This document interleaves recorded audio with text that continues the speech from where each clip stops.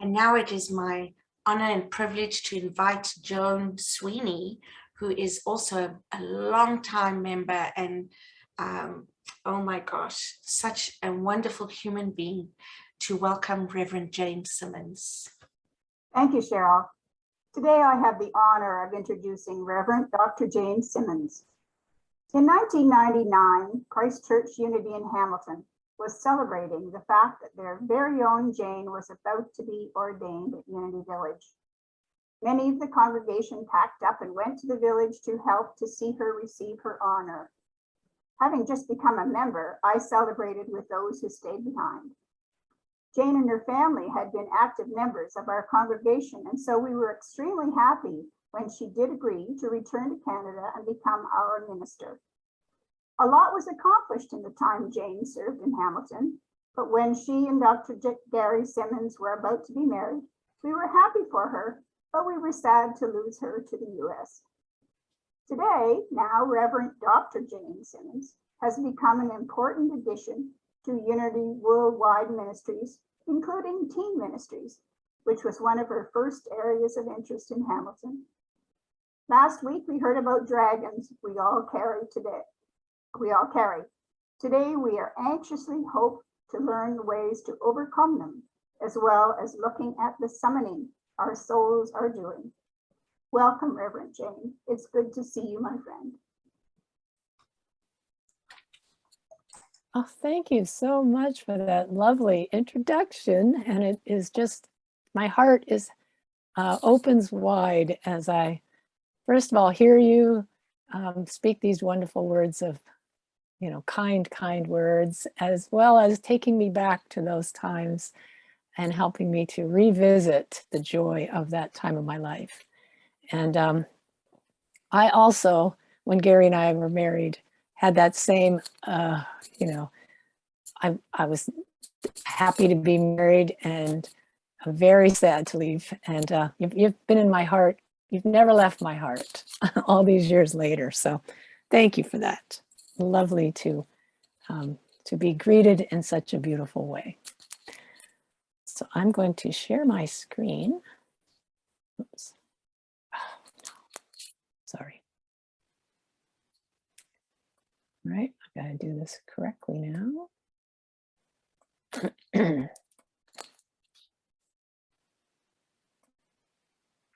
There we are. So good morning to all of you. It is so wonderful to be back. I love being the Minister of the Month. That's just really speaking to me. I love that. It's always good. I said to someone, I love to visit Canada, even when it's on Zoom. I always feel so welcomed and like I'm coming home.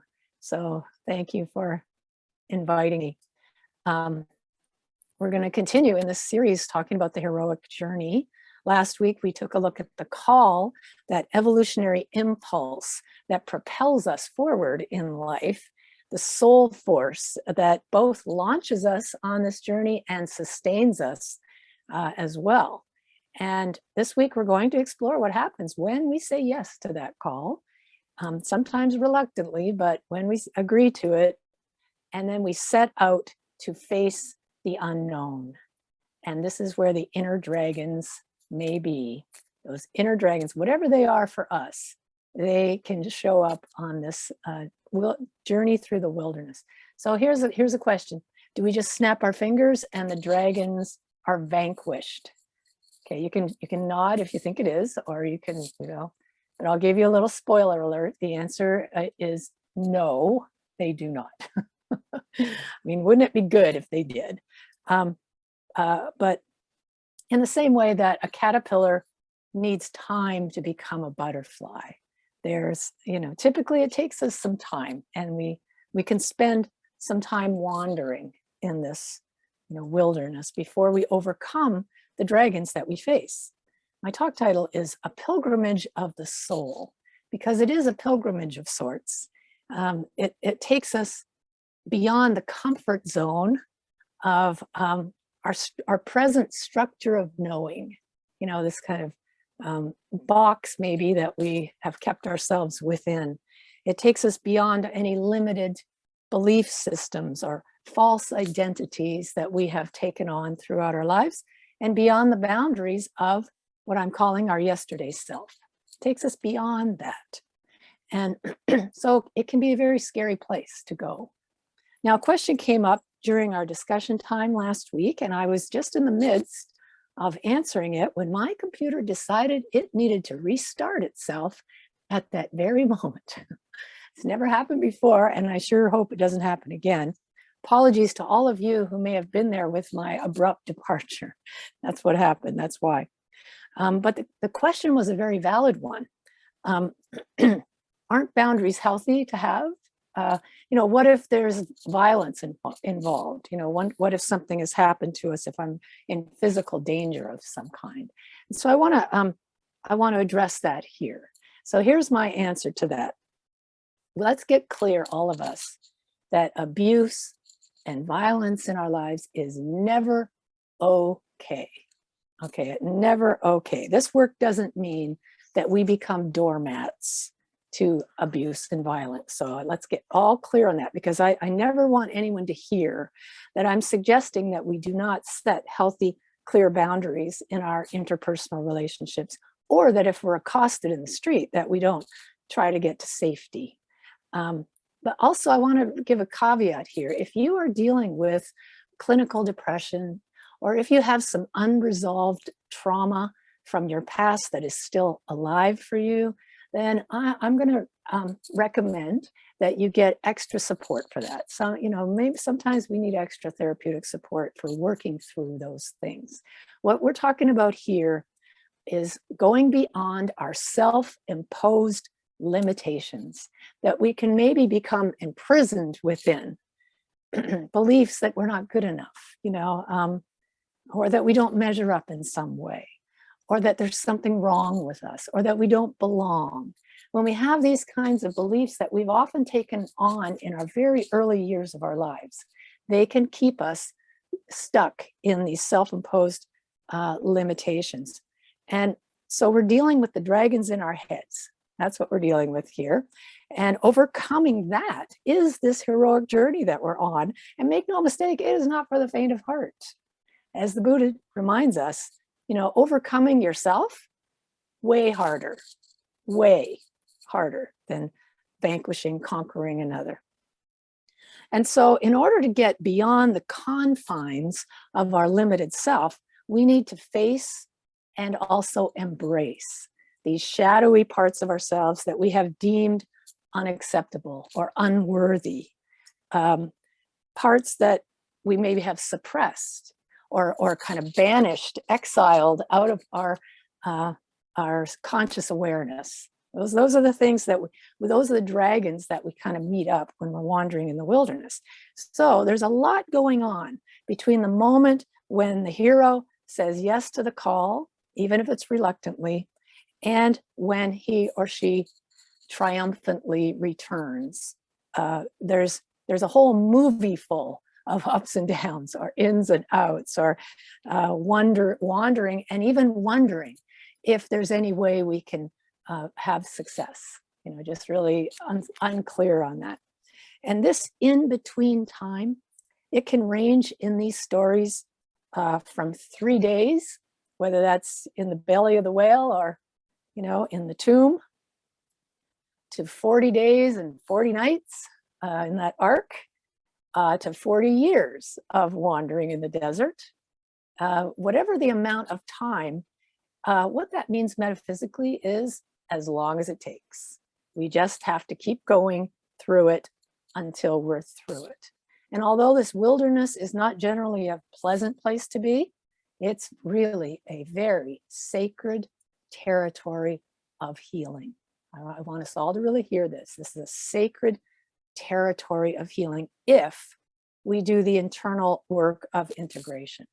So we're talking about the liminal space here, when the in-between time where the caterpillar is no longer a caterpillar, but it's not yet a butterfly. It's turned into goo, which is the scientific term for imaginal cells.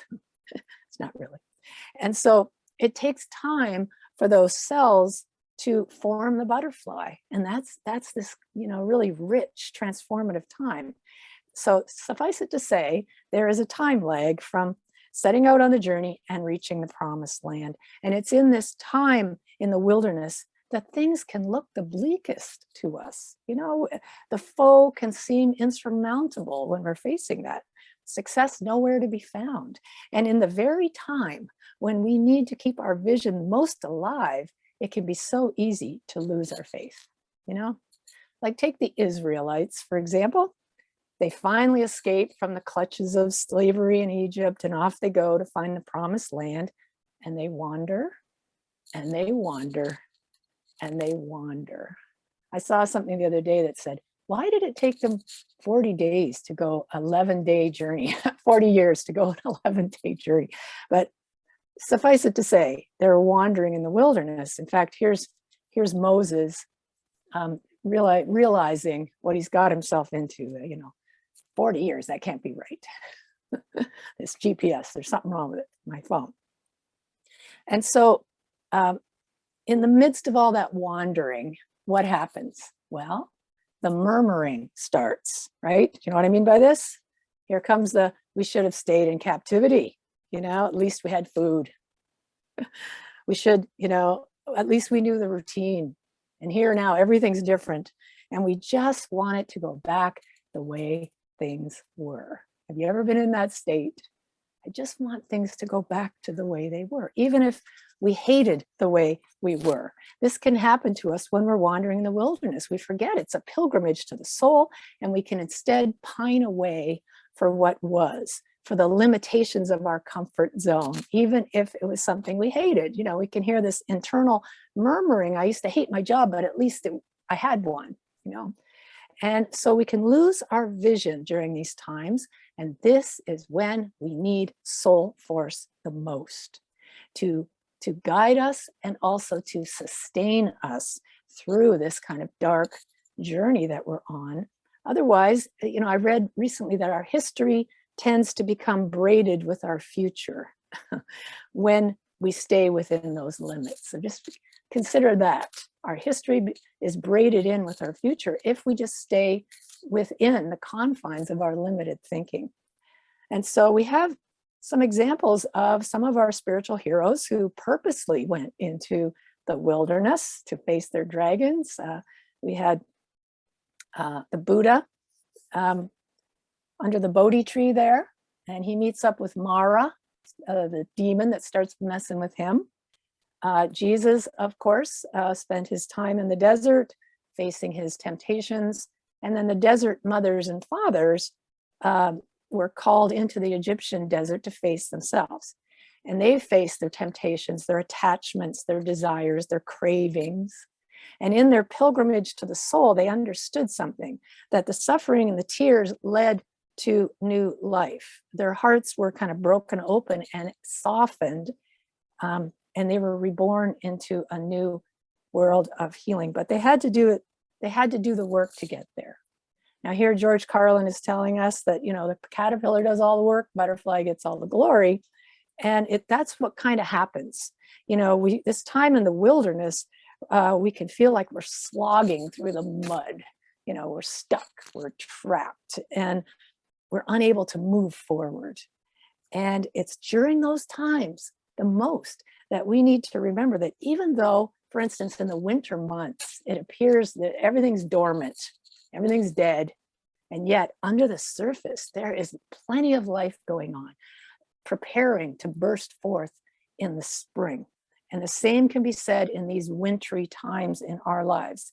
There is a holy potentiality that is vibrating under the surface throughout the entire wilderness experience. You see that?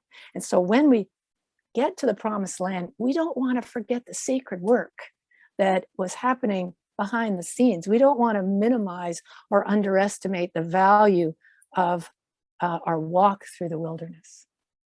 And the key word here is walk.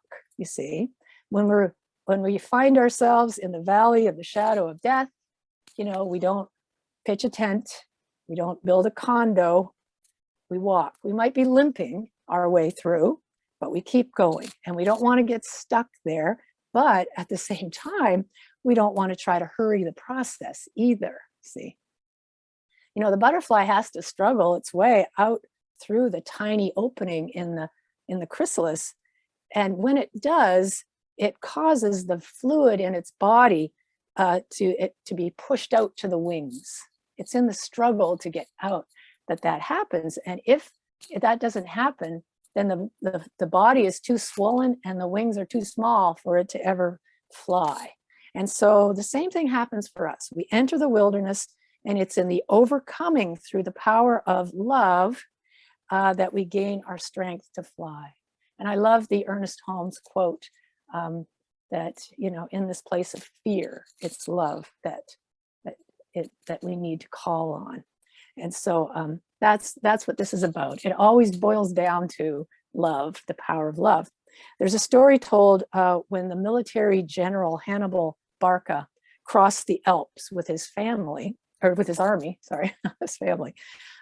In order to keep the soldiers continuing to march their way through, he sent some ahead, and they built fires and to show them the way. And while they were really afraid of crossing the whole mountain range, they could always make it to the fire every day. And so little by little, he crossed the entire mountain range with his army intact. Now, those are the fires we want to cultivate, not to help invade, an army invade Rome, of course, but to serve as beacons for us and lead us on this journey through the wilderness. And those fires are lit, guess what? By a daily contact with soul force. It happens in the heart. We need that light to guide us. And we have a resource that we take on this journey with us, and that is presence. Power of presence. If you remember, no dragon can withstand that power. And so we access that presence as we shower ourselves with love, with compassion, with self-acceptance, with empathy, with self-forgiveness, loving kindness. All of these things we have them within us to take on this journey. And we need to be utilizing them. Self-compassion is, in my view, the ticket that gets us through this wilderness time in a big way. And many of us have never learned how to be compassionate with ourselves. I'm one of those people. I learned the opposite, in fact, very well, because when we're, and this is so important, because when we're in this environment of facing the dragons, it can be so easy to set up an antagonistic inner posture, this defensiveness, suited up for an internal battle, resistant, that whole resistance thing. Self-condemnation can show up, self-judgment, ready for war, this internal war. And that's what happens when we're meeting this inner dragon face to face. But as Sally Kempton reminds us, it's really hard to fight an enemy who has outposts in your head. It's hard. And we will not win that battle. We will not win that battle. I can guarantee it. I've been in that battle before. I mean, have you ever done that? Have you ever fought a battle in your head? If you've ever tried to quiet the critical voice in your mind, you'll know what I mean. The more we try to squash it down, what happens? I remember going on a week-long silent retreat once, and I found my mind to be anything but silent. In fact, without all the distractions, the outer distractions that typically drown out that voice or keep the inner dragon underground, man, those dragons just rose up in all their power and glory. And I was filled with painful memories, regrets, fears, self-judgments. It just was like this constant playing back in my mind, all my mistakes on display. Do you know what I'm talking about here? Have you ever had this experience? It's not pleasant. And it was all in living color for me. And I couldn't escape it and so what's your first thought? It's to push it all away. I don't want to think about this. I don't want to see all this. This is really rocky terrain that we find ourselves in. But Father Richard Rohr writes that expelling what we can't embrace is actually a contraction of egoic energy. So think about that. It's an actual contraction, and we can become defined by the resistance, you see. As long as I'm still reacting against something, it still has power over me. It's actually, ironically, in the welcoming and embracing of these abandoned parts that is the pathway to peace. Let me say that again. It's in the welcoming and embracing of these abandoned parts of ourselves that is the pathway to peace. If we can activate soul force and bring forth what we need to traverse this process, you know, a child will learn and thrive in an environment of kindness where mistakes are allowed. That doesn't change just because we grow up.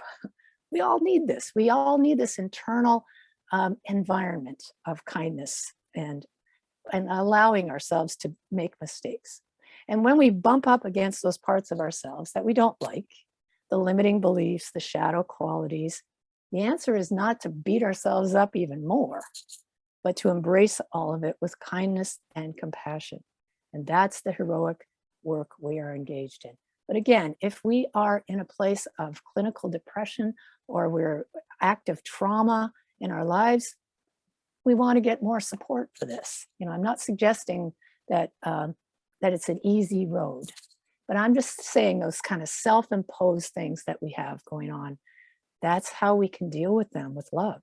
The Sufi poet Rumi reminds us of the value of embracing those dragons, and he describes the work of it in his poem, The Guest House. This being human, it's a guest house. Every morning, a new arrival, a joy, a depression, a meanness, some momentary awareness comes as an unexpected visitor. Welcome and entertain them all, even if they're a crowd of sorrows who violently sweep your house empty of its furniture. Still, treat each guest honorably. He may be clearing you out for some new delight. The dark thought, the shame, the malice, meet them at the door laughing and invite them in. Be grateful for whatever comes, because each has been sent as a guide from beyond. Now let's all take a breath here. Each has been sent as a guide from beyond. It turns out that dragons are master teachers for us. We want to meet them at the door laughing and invite them in. Now, this is not easy to do without self-compassion, that is, or without self-empathy or self-forgiveness. You know, I've heard it described as inviting the fumbling, suffering parts of our nature and our divinity to meet for tea in our hearts. And you know, this is the real message for me of Palm Sunday, where we have the Christ riding on this lowly donkey. It means that parts of ourselves that we have deemed unworthy are carrying the Christ, can carry the Christ. When we bring all of it into our hearts, when we let that divinity meet for tea in our hearts, that's when it can happen. And we need the welcome of loving kindness for that, soul force. And above all, a surrendering to the strength and the power of source energy that lives within us. We need the powerhouse of the universal source energy when those internal dragons show up on our door, because if we keep the door barred, they can become our undoing rather than serving as evolutionary drivers in our own sense of becoming and growing and evolving. You know, I read the story of a group of women who gathered together for a retreat called Reclaiming Our Reimagined Selves.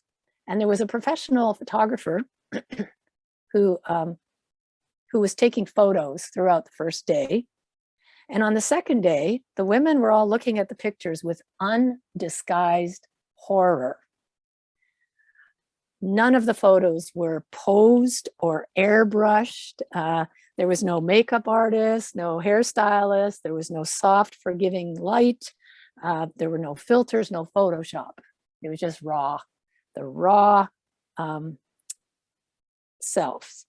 And that there was a candidness to them, an authentic, you know, real raw aspect to them. He caught them on the verge of laughter, or when they were speaking, or when they were crying, or when they were listening to each other, displaying all kinds of emotional states, frustration, elation, fear. And they hated these pictures. They were disgusted by them, talked about how wrinkled their faces were, how awful their hair looked, how overweight they were. And as the whole group of women sat there in shock, it was a wake-up moment for them to see how much they recoiled from their own vulnerable selves. The dragon of self-condemnation was prowling around, and they were suffering from its wake. So one woman decided to email the pictures to her husband and children and ask them which photos they liked and why. And when the responses came back, she was stunned.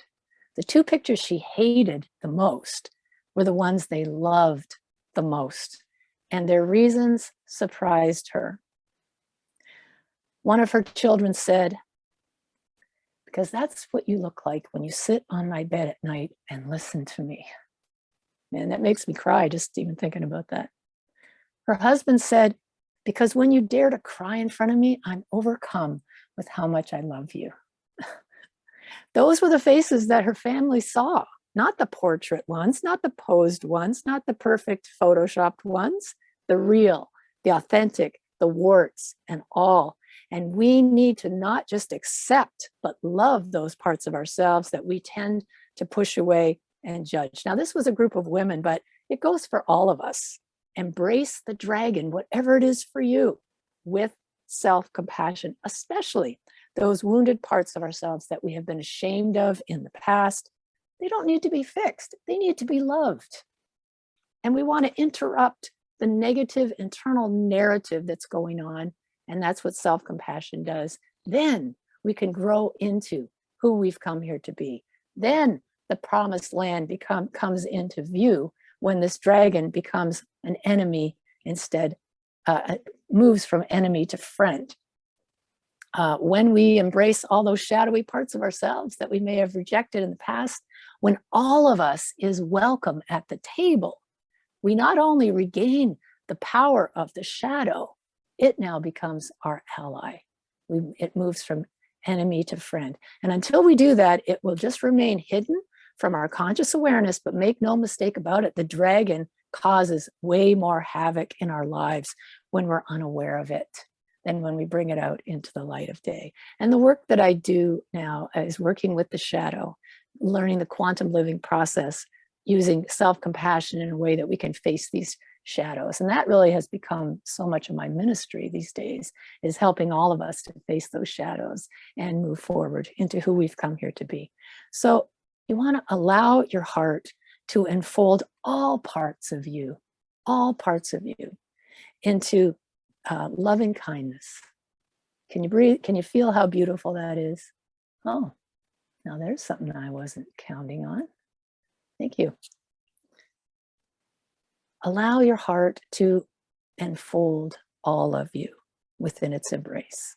Let's breathe that in.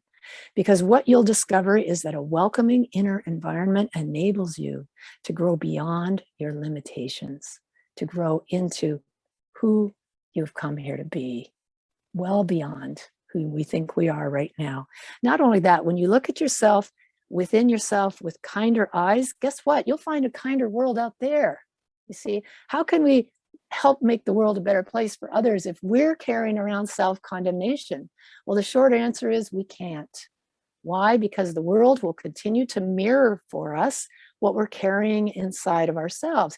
And when I'm alienated, the mirror can only reflect that alienation, showing me an image of a separate egoic self.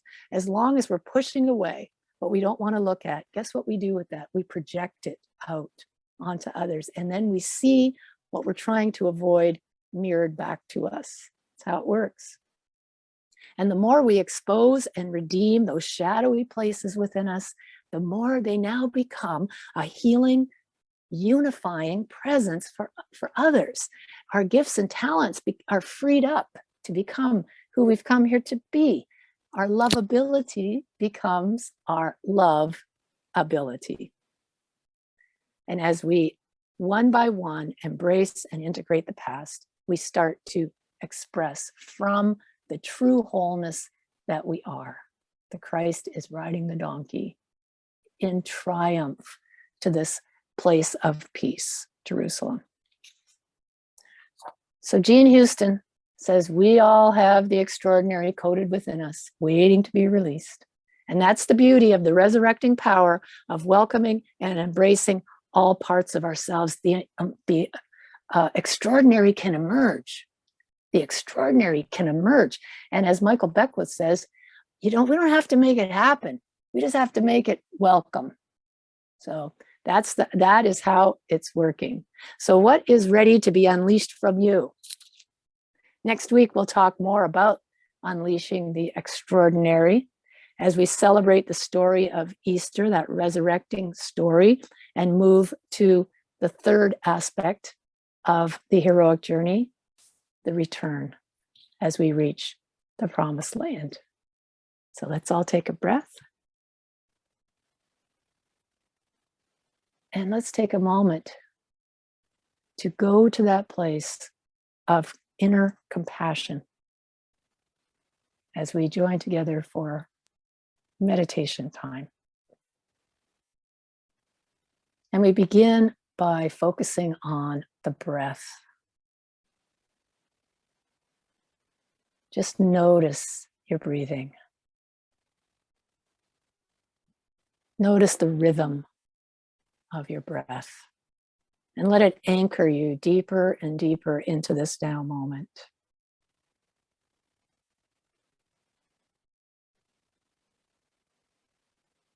Now imagine breathing right into your heart.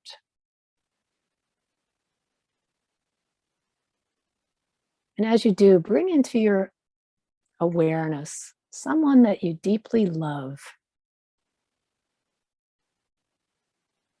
Could be a beloved partner, grandchild, grandparent, close friend. Just choose someone that you love deeply. And as you think of that person, let that feeling of love begin to bubble up from your heart. Just feel it warming your heart.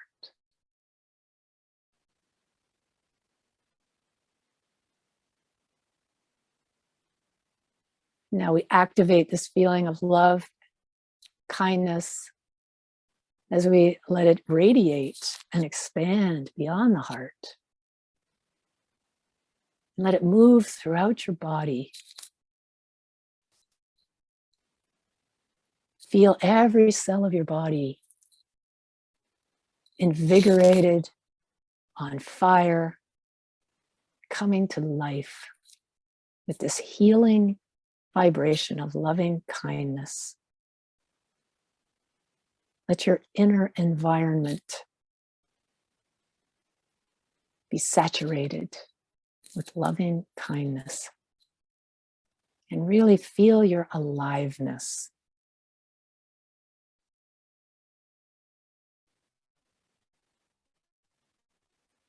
And with the next breath, we let it expand and radiate beyond our bodies as we create an energetic field of loving kindness.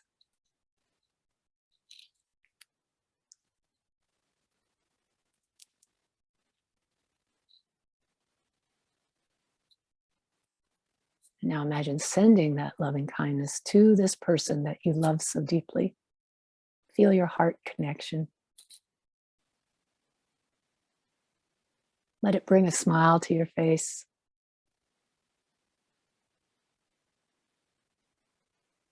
Let it bring a smile to your heart. And just imagine surrounding and enfolding that loved one in loving kindness and caring, compassion,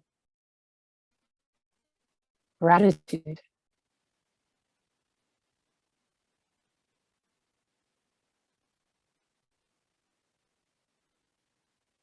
Now we let that loving kindness move back into our own heart as we surround and enfold ourselves with compassion, with loving kindness, with caring, opening ourselves to this deeper dimension that lives within us, the Christ presence. And as we activate soul force, we open ourselves to the truth of who we are. We let our hearts enfold us. We bring those parts of ourselves that have not been welcome in the past. We bring them to tea in our hearts with this higher source.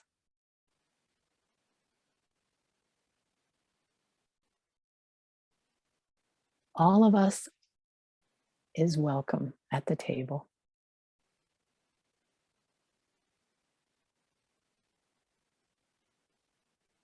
And so we give thanks for the opportunity to be love in action, to let this soul force be unleashed on the world as well as within ourselves.